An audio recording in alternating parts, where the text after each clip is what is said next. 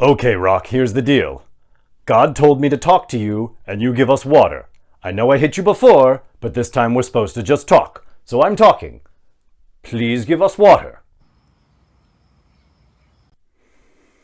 Rock, I don't want it to have to come to this. Please just give us water.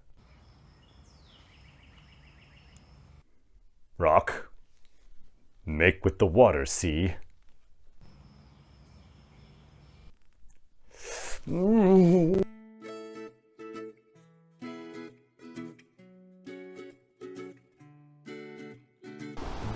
Hey everybody, this is Sam Zitten from JSU of St. Louis with your weekly moment of inspiration from Torah portion Chukas.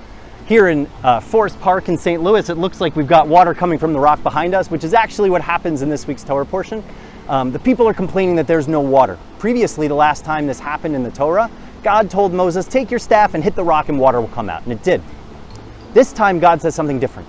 He says, Moses, I want you to go talk to the rock and tell it to give you water, and water will come out. Moses tries that, and the water doesn't come. He tries a little bit more, and the water doesn't come.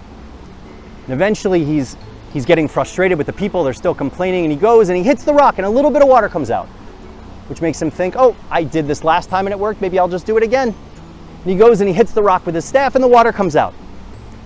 We find out that he's judged not so nicely for this, and it wasn't really the right thing to do. Is that such a crime? Previously, he was told to hit the rock with his staff, and it worked. He does it again, and he's held accountable for it.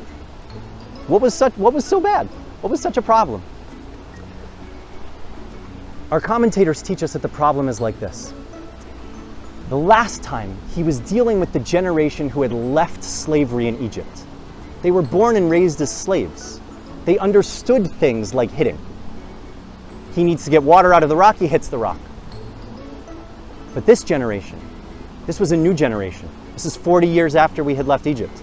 This is a generation born to freedom. They didn't need to see the lesson of hitting the rock.